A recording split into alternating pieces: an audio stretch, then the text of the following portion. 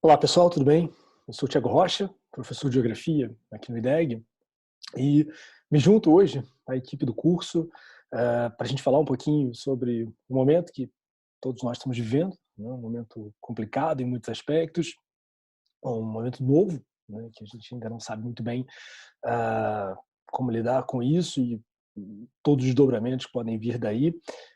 que é essa situação, afinal, da expansão da pandemia do coronavírus e, especificamente, claro, né, isso tem muitos e muitos e muitos desdobramentos, mas especificamente como é que isso afeta ah, a nossa preparação, como é que isso afeta o nosso trabalho, tendo em vista o concurso. É, Isso envolve, antes de mais nada, claro, a enormidade de situações, né, que a gente tem,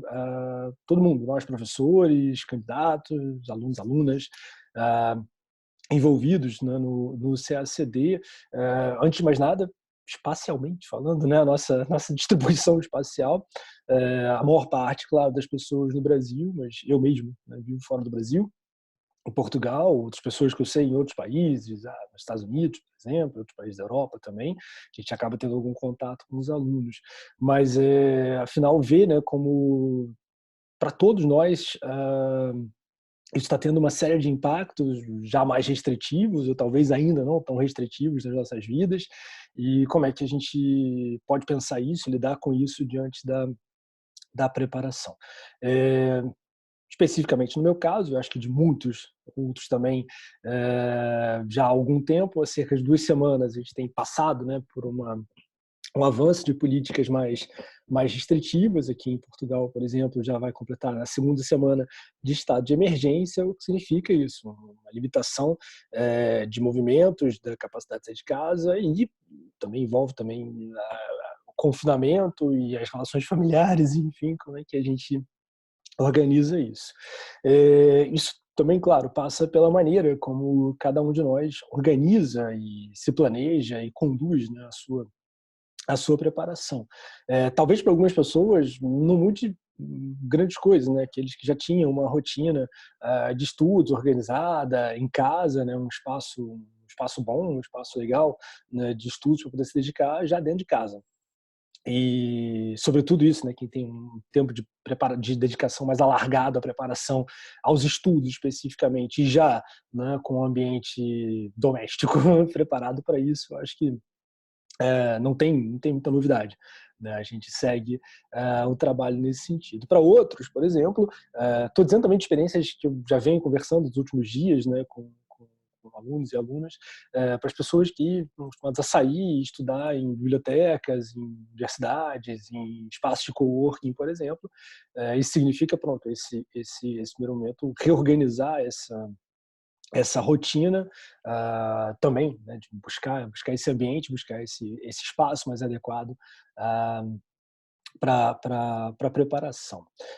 Para outros, eu acho também, e eu começo a aproximar da minha própria situação, né, enfim, já trabalhava de casa, 2 aulas de casa, quem assiste às aulas está, né, tá acostumado já com essa paisagem, uma delas pelo menos em volta, né, e enfim, mas significa também, para quem está em situação de home office, para quem, bom, é o meu caso também, né, tem filhos em casa,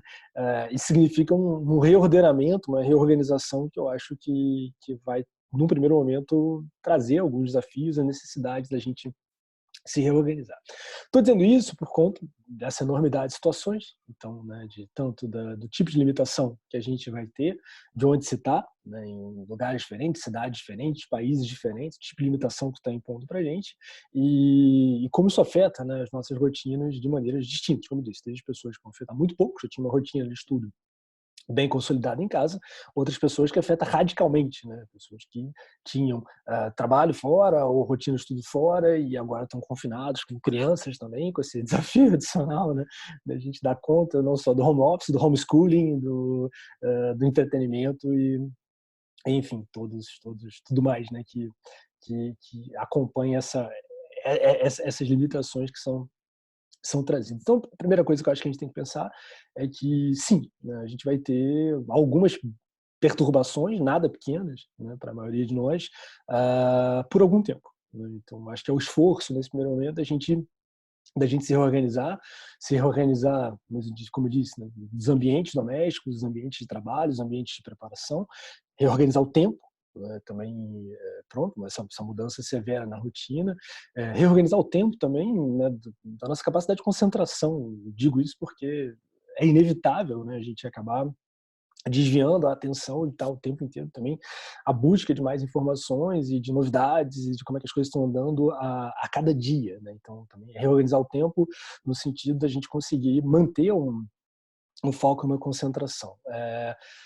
Quis começar justamente por esse ponto, porque, por experiência pessoal, nessas últimas 2 semanas, isso tem sido um dos principais desafios, né? Então, tá agora a família toda aqui confinada em casa e reorganizar essa rotina e me reorganizar também nesse sentido, né, da questão do foco, da concentração, não tem sido algo exatamente trivial, mas é o primeiro desafio que acho que todos nós tem que considerar. Como eu disse, talvez mais simples para alguns que já tinham isso bem organizado, menos simples para outros, mas é o primeiro passo que todos nós temos que dar de alguma maneira. A segunda coisa que eu acho que a gente tem que pensar até pegando um pouco o que eu estava falando em relação a foco, concentração, esse esforço de não deixar a gente se abater muito, né, o ânimo dar uma caída. Isso por conta, claro, da situação que a gente está vivendo, né, em nível global, de se confrontar com um momento que já pode dizer, né, que já é um marco histórico e todos os problemas, todos os dobramentos que isso vem causando e, enfim, especialmente, claro, nós que temos profunda ligação com o Brasil, acompanhar também a maneira, o tipo de resposta e a brigalhada que está saindo, o tipo de resposta e, posso dizer, do meu ponto de vista, problema grave de liderança que o país enfrenta nesse momento para lidar com um desafio desse tamanho. É difícil, né, a gente conseguir manter a concentração nessas situações, não desanimar, não perder o foco, mas acho que é o segundo grande desafio que a gente tem que ter. A gente tem que se confrontar, né, de se organizar a rotina, organizar o tempo, organizar o espaço, e de conseguir reorganizar o nosso foco, conseguir reorganizar a nossa, a nossa, a nossa concentração nesse momento. E é natural, né, que a gente acabe precisando de um momento para isso, de um certo período, de alguns dias e tal, mas ter o cuidado de não se prolongar excessivamente, sob o risco exatamente de acabar virando uma bola de neve que depois fica difícil a gente conseguir recuperar esse ritmo e colocar em dia o nosso, o nosso planejamento. Isso eu acho que é especialmente importante, diante, eu acho, do que é a proposta, a maneira como a gente no IDEG enxerga o concurso, enxerga o CSCD, né, como um processo sempre de longa duração, né? A gente tem ciclos de preparação bastante longos, ciclos teóricos bastante longos, a formação de uma base longa, sólida, né? A gente realmente não acredita simplesmente no CSCD como resultado da soma, né, de pequenas frações de momentos muito específicos. Enfim, é uma ideia de preparação integrada, né? Preparação de longa duração e ao mesmo tempo de preparação integrada. Então, acho que é um ponto realmente muito importante. Que, sim, né, todos nós vamos precisar de um tempo para se reajustar a essa situação, mas com cuidado para que esse tempo não seja longo demais e que isso, ao mesmo tempo, a gente consiga ter uma recuperação de ritmo nesse momento. A outra coisa que a gente tem que considerar tem a ver com, acho, com o caso específico de cada uma das nossas disciplinas, né? Então, como professor de geografia, é claro que cada um de vocês é capaz de estar, né, com momentos diferentes dentro da sua preparação em geografia, tanto só quanto ao nível, né, quem já está há mais tempo, quem está há menos tempo, quem a gente tem um acumulado maior, acumulado menor, mas quanto a métodos também, né? Eu sempre costumo dizer que a gente pensa o conteúdo de geografia não como também partes isoladas, como 7 pontos isolados, mas sempre que a gente olha para a prova de geografia, o que a gente vai ver é que os conteúdos são cobrados de maneira relacionada, né? de maneira integrada. Quando você olha mesmo as questões objetivas, você tem itens que estão lá num ponto edital, outro item que estão no outro ponto. As discursivas também, elas requerem uma articulação de conteúdo em partes que às vezes são bastante diferentes. Então, significa que na nossa preparação a gente também não tem necessariamente é claro que eu tenho, né, a minha proposta do programa teórico e tal, mas não é exatamente um percurso tão linear o que a gente acaba fazendo. A gente vai e volta, conecta e liga os pontos e tal. Então, por isso que eu digo que a gente tem uma diversidade não só de níveis, mas de métodos de preparação e de percursos, eu acho, também temáticos na preparação de geografia. Nunca são percursos curtos, esse é o ponto que eu quero chegar. Tá? Então, outra coisa é tentar, dentro do possível, manter, né, aquilo que se tem planejado, aquilo que se tem, né, em termos de percurso estudos, percursos temáticos, porque uma situação prolongada de quebra desse planejamento depois dificulta muito que a gente consiga dar conta do nosso conteúdo. Tá? E, de novo, não é dizer, não, porque a gente tem ainda um prazo indefinido, tem uma situação de prova, né? Não tem nenhuma perspectiva ainda de calendário, nada assim, mas mesmo com um prazo longo, com um prazo alargado, mesmo em longa duração, né? A gente sempre parte do princípio, a proposta da IDEG sempre parte do princípio de que é preciso ir acumulando, né, ao longo desse percurso, então ir acumulando esse conteúdo e não ter simplesmente picos, né, sprints de preparação. Então, busquem manter os percursos também anteriormente pensados, essas interconexões que a gente faz dentro da matéria. E eu acho que uma maneira, esse é o ponto que eu também, finalmente, o último ponto que eu queria chegar, eu acho que uma maneira que a gente pode encontrar de fazer isso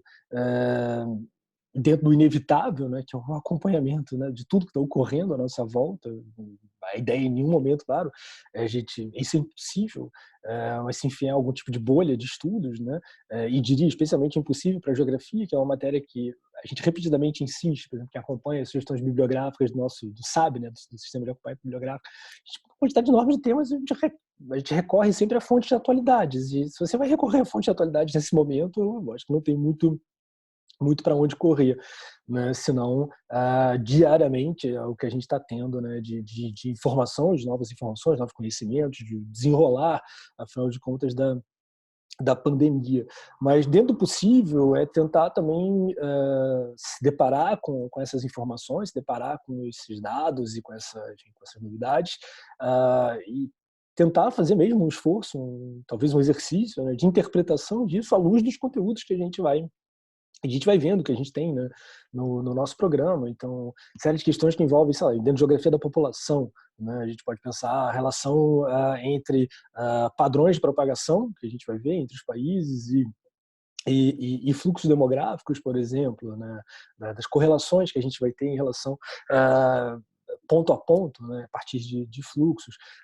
Dá para pensar questões, evidentemente, quanto à estrutura demográfica, né? Então, uma discussão que tem sido bastante forte tem a ver com os impactos, né,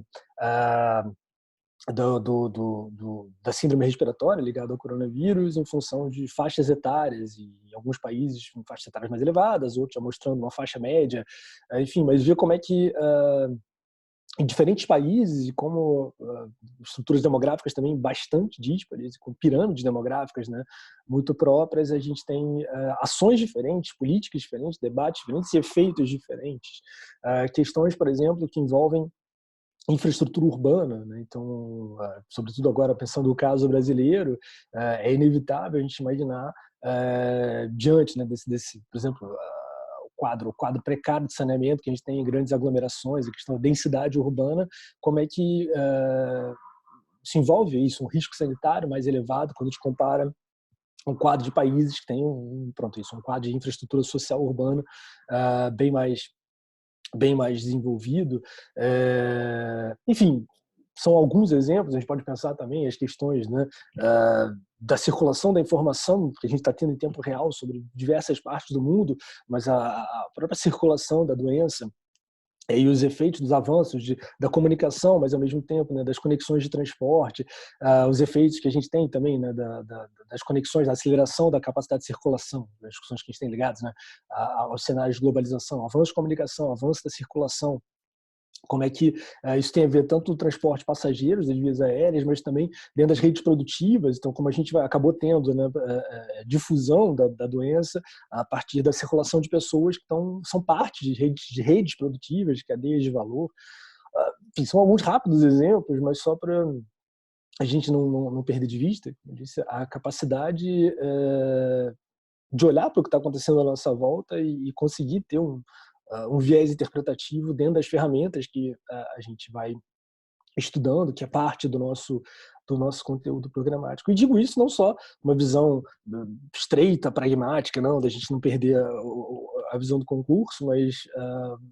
o que ao longo desses, sei lá, 13 anos já, né, dedicados ao concurso, acho que uma das grandes experiências que a gente vê dos candidatos ao CACD e da profundidade que vocês acabam estudando várias matérias, essa maneira de olhar o mundo que vai se transformando. Né? Então, à medida que, como eu disse, a gente vai recebendo, a gente vai estudando, vai internalizando essas ferramentas, né? O candidato ao CACD, até pelo próprio interesse, né, na carreira, tem uma capacidade de olhar para o mundo de uma maneira diferente. Né? Então, aproveitem isso, aproveitem tudo, não só de geografia, claro, mas de todas as matérias, e todas mesmo, né, tem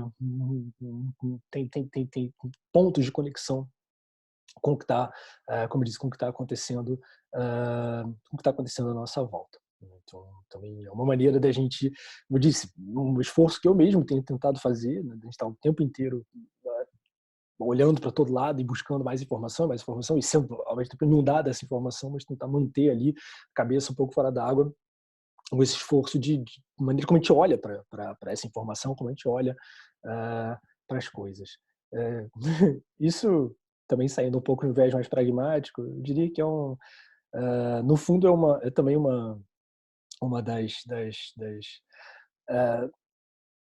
heranças, pode dizer, que eu recebi, né, do meu percurso acadêmico, do orientador que eu tive e tal, mas dessa ideia de